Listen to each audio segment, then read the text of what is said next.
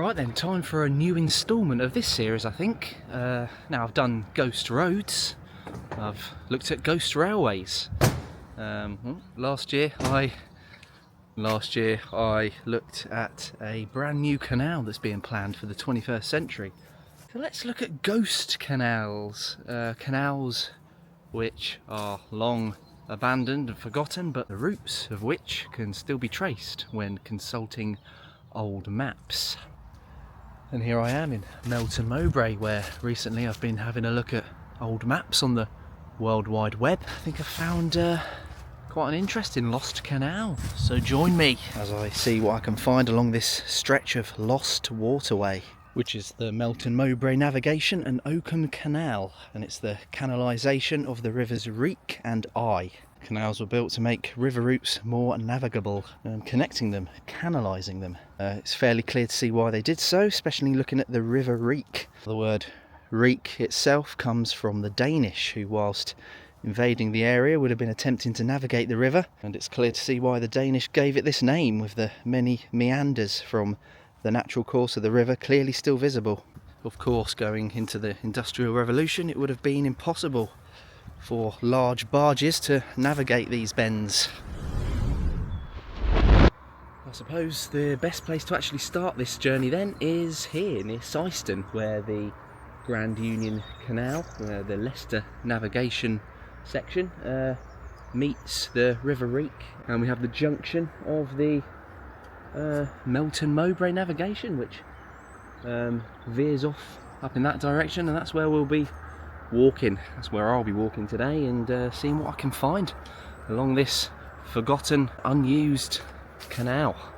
And along the way I'll try and discover as many relics of this old navigation as I possibly can. And I've now come to an old bridge, the first old bridge of the day, and this one carries the footpath that I'm walking along across the navigation. So let's just wander down here and have a look. Wow, cracking old bridge that is. It's now largely obscured from that side by the big modern bridge which carries the A46 over it. The boatmen of the late 18th century, you certainly wouldn't have been looking at that. But yeah, wow, I'm loving that.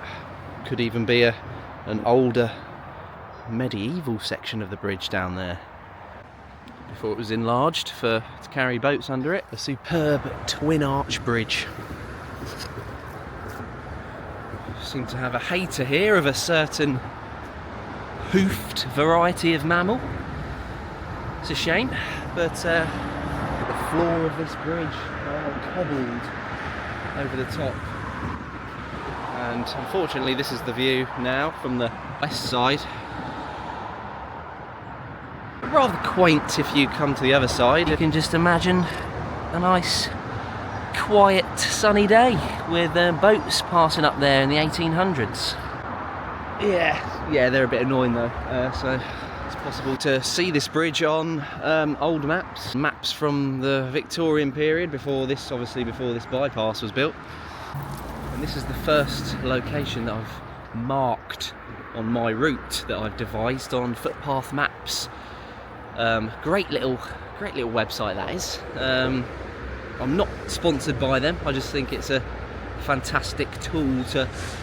It has all the public footpaths in the country labelled, and you can create your own little routes on it. So I've done that for this. So that was the first landmark that I wanted to look at, and the next one, well, it's this way. So I'll see you there. Well, it's good to see the bridge still in use, but I obviously wasn't studying my route properly, because it actually doesn't carry my route over the navigation, because I'm actually going this way, so I've already made a mistake. Oh! Here's an artefact. Who can tell me what this is? Sticking out of the ground, this iron object. Yeah, is it anything to do with the old canal? I've come to the first railway bridge, and I've worked out, whilst planning my route that I'll be either going under or going over a railway line 10 times today. And this is the first one of the day, the Midland Main Line. When it was built, it was the Midlands County Railway. And I think you can see here where the original bridge and then an extension to the line. There we go, split down the middle. And this bit is between Syston and Sileby before making it to Loughborough. The oldest part of that would have been built in 1840. I mean, the majority of the time that the canal was open to goods carrying freight to Melton, that bridge wouldn't have been built yet. Understandably, these canals fell out of favour in the mid-1800s when the railways burst onto the scene. Since the mid-18th century, there'd been the ruling transport methods for quantities of goods across the country, but now engineers were finding quicker ways, more efficient ways of transporting these goods across large distances, and the canal companies suffered. In just a moment I'll be passing underneath Foss Way, a Roman road. I'm about to pass under this ancient route, and this is the Gate Hangs Well public house. It appears to have the same pub sign as it did years and years ago, which is quite refreshing. It would be quite refreshing to have a nice pint in there right now, but a bit too early on to be doing that. Let's get under this Roman road, this current structure. Couldn't be more far removed from Roman, really, could it? But I think I'm actually supposed to go over the road. I think it is possible to go under though, so that's what I'm going to do. But you can imagine the ancient bridges which have been here in the past, carrying the Foss Way over the River Reek. There's that remnants of one of them right there. Oh, under the A46 again, using this Anderson shelter looking thing.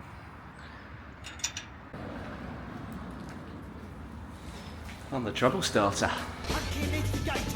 Just checked and that wasn't even the A46 I just went under. It's actually there. I've rejoined the Reek. There's a golf course over there. Probably a few golf balls in this section. Speak of the devil. What have we got here then? That's fancy. There we go, is that a good one? Haven't played golf in years. What's its bouncing performance? Oh yeah. I think that was the location of an old lock down there, which I couldn't really get to, but... Not to worry though, as soon I came face to face with my first old lock location, just to the south of Ratcliffe-on-the-Reek. And this one was constructed so that the navigation could bypass a watermill. Unfortunately, this one now looks like it has been filled in and then built on. There's more to discover though. Let's have a look.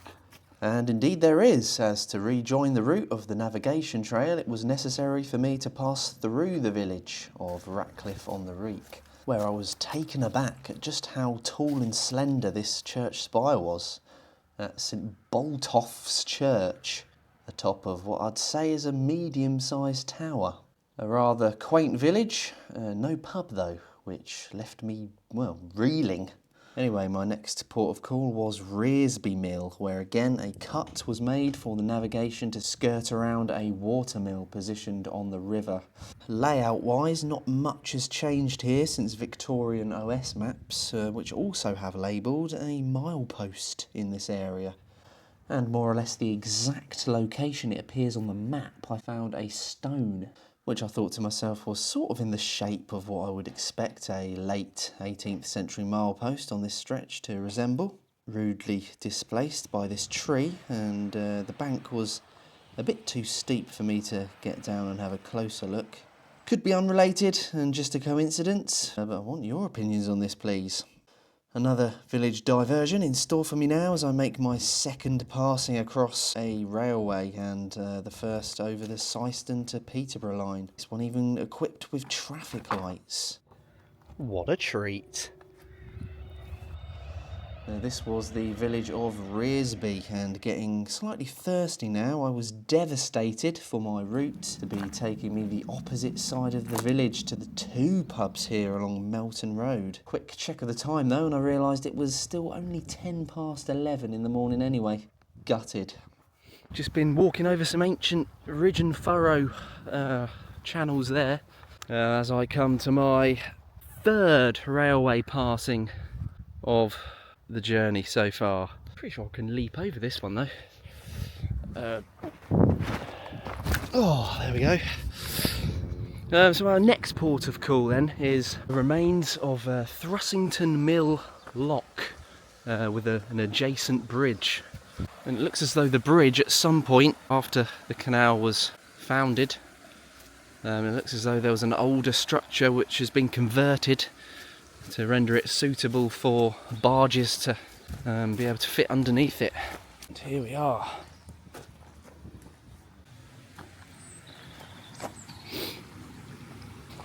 And here then are the remains of the lock. Thrussington Lock. See, there's a private residence behind it there now, but this is where the barges will have come through. Looks like the bridge back there takes you over the river. And this little bridge here takes you over the lock. Here we go. And the barges would have flowed through here, and there's cutting there. You can still see the route of the canal cutting. Carry on just down there. And what have we got here? A little kind of gully going down there. Is that a sluice? Members of the Melton and Oakham Waterway Society are currently involved in a restoration project here at Thrussington Lock, which was Lock 6 of the 12 on the Melton navigation. The plan is to develop it as a model lock to show visitors how the locking system operated here. When Society volunteers began work on the restoration 3 years ago, little could be seen of the lock, which was hidden by vegetation and large sections of one remaining wall had collapsed. Little can be seen of the other wall as it was used by the Army's Royal Engineers for explosives practice in the 1930s, but it is thought that the base will be uncovered at some point when further excavation takes place. Yeah, there we have it, Thrussington Lock. Right, I'll get back to you after my spam sandwich.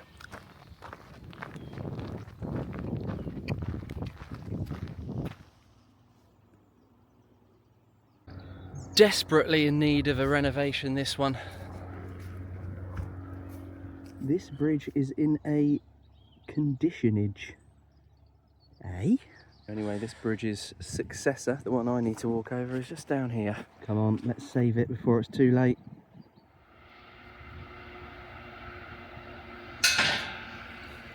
Not quite as impressive, but it does the job. Oh, look, we've got some hops. Hop picking in Leicestershire. Oh, that's getting me in the mood for a pint. It wouldn't be long before I got my pit stop, but first we have our second lock visit and an example of one which has become the river channel of the Reek. Just down here is now just a dry bed. On this bridge here, just down here, is that the remains of an older bridge there? Have a peek of the piers on this bridge. Oh yeah. Yeah, as the train goes past there, we can see the 1700s brickwork. Lots of the outer shell has gone, but we can see the innards there. Art Deco road bridge going over it, 1935. And this is the remains of, yeah, thank you cars, Brooksby Lock.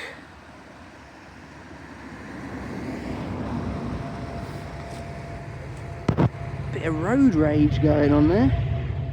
I now actually have to cross the railway here myself, next to what appears to be an old station building there. Now a private residence. Don't flash, don't flash, don't flash.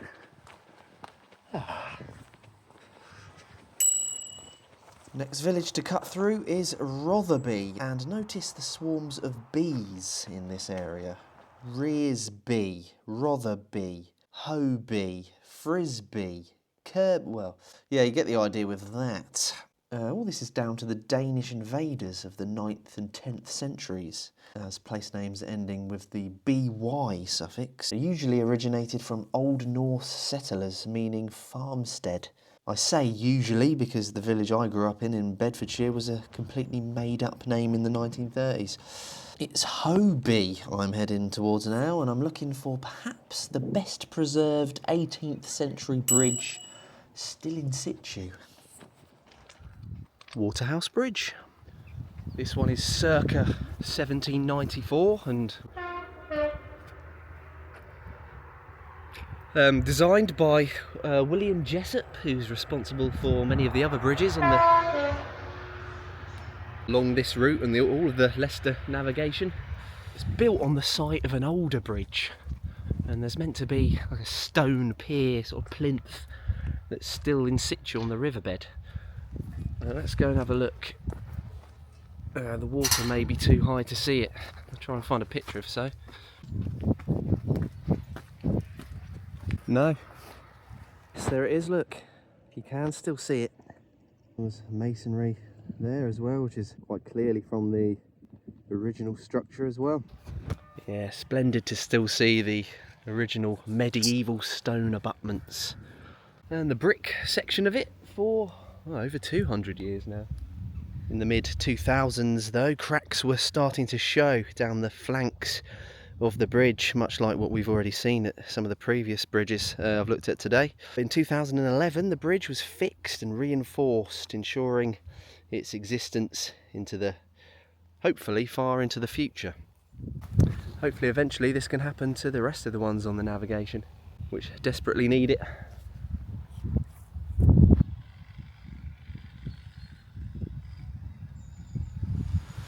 William Jessup was the engineering genius behind the navigation, construction of which began in the early 1790s and opened in sections and was eventually entirely navigable by 1797.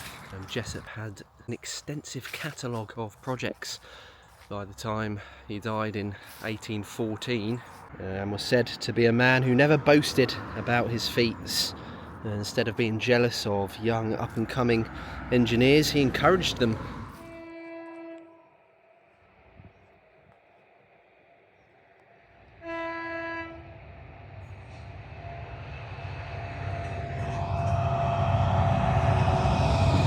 This presumably ancient willow tree that's all hollowed out here, but is still alive, has got itself a natural support system here, look. Yeah, from a distance I thought that was a man-made support there. I wonder how long it's got left, because wow, it's surely not got many storms left in it. Even this bit's hollowed out, look. How old is it? Who knows about the... Any willow tree experts here? I've become a kind of accidental train spotter today. I've seen loads. Some good vantage points as well. And 20 seconds later, yet another one.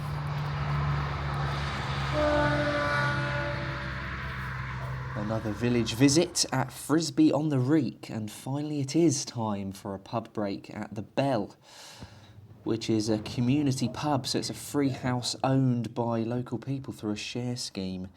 So definitely give it a visit if you're ever in this area. Good pub. There's a lot of these preserved ridge and furrow ridges surrounding this area. I've seen a lot of them. 20 cuts were dug to avoid the worst bends in total on the Melton Mowbray navigation, some of them creating little oxbow lakes, many of which naturally occur. when meanders are cut off due to erosion and the river takes a brand new, straighter course. They've depicted them quite well on this map, actually, there, look. Probably more oxbow ponds in this case, though. And the COCR that you can see on these Victorian OS maps stands for Centre of Old Course of River, used to identify the former path of the river, which had since been diverted. The dots on the old maps that follow the old course of this river, I think, are to mark parish boundaries, which will be centuries old and predate the canalisation of the river. Thus, they follow the flow of the river as it would have existed prior. Next up was one of the best examples of the canal cutting being dredged and then somewhat filled in by farmers to convert it back to arable land. We are closing in on Melton Mowbray now, but here at Kirby Bellas we have another former lock, and look at that gigantic tree that's embedded itself in that section. And here we have a weir which would have been installed after the closure, coming out from the former lock, and then along here is the clearly visible route of the old canal, completely dredged and reclaimed for livestock to roam free. And it's quite hard to imagine now, tiny little dip in an otherwise large farmer's field. I suppose while I'm here, I'll stand in it. I'm in the canal, here I am. And I'm coming towards another one of the original bridges. Am I being chased by a farmer? Am I alright? Come back here, you wee pest! Well, I suppose I have to go under it. Under, over, sideways down.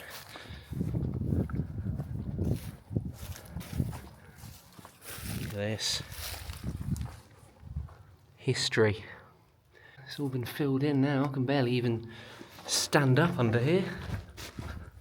But here we are. And just for good measure, we'll stand atop. When was the last barge to go down there? And who was aboard it?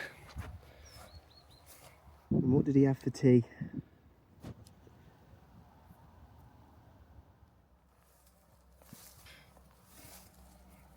Another twin arch bridge, much like the very first one we saw in this video. The larger arch allowed for the passage of boats together with a towpath.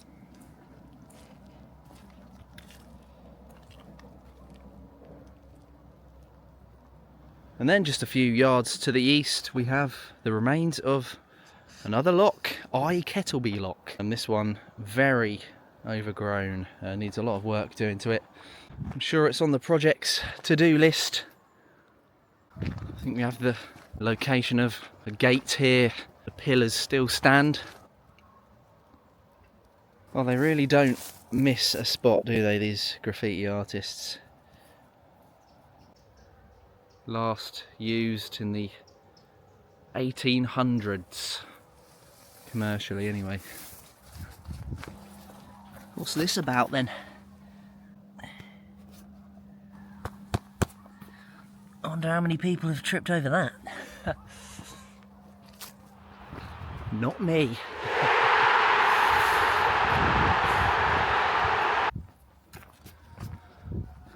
Right, we're going under the old Dalby test track now. This one is the third different railway I've crossed. It used to be the Midland Railway's route between Kettering and Nottingham, which closed to passengers in 1967 and goods in 1968. These days, most of the route from Melton Mowbray is used for testing new designs of trains and railway infrastructure. The most famous test, though, is probably when in 1984 a 140-ton diesel was intentionally smashed into a nuclear flask at 100 miles per hour to test its integrity. The locomotive disintegrated on impact, but the flask walked away with Barely any injuries. Anyone? Nope. Okay, that's all right then. There we go. This bridge actually would have appeared very late in the canal's history. Well, as a navigable route anyway for goods and such.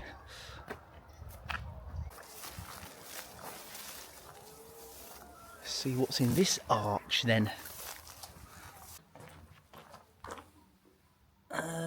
Well, picture frame and burnt cloth. Thought there'd be more junk actually, but anyway.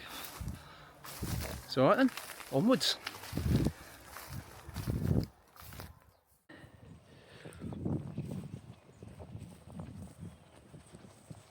Interesting garden feature. Something a bit different. And we enter Melton Mowbray, where we have an almost half a mile long section of canal which bypasses a portion of the River Eye. The River Reek has now become the River Eye. And we're nearly at the end of the Melton Mowbray navigation. I believe my footpath now takes me onto a former towpath. There it is right there. We descend onto Melton Mowbray town centre. The smell of freshly baked pork pies fills the air. Well, it doesn't, don't be silly, but this map from the mid-19th century shows the last section of the canal and basin, both of which are now filled in, but this is the exact route of it as it looks in the present day, lined with trees, passing straight through Wilton Park. These lock gates embedded into the ground are replicas. I don't think there was ever a lock in this location. This discarded thing a few feet away though, is that a canal artefact? Oh look, I've actually got one more railway to cross. There we go. This is the Melton Mowbray basin in the 1860s, a very early photograph there. And it's probably one of the only photographs to exist of it, because by the 1880s it had already been filled in. And one of the only reminders now of its existence is the boat inn. So it might be time for a pint of Bass in the boat.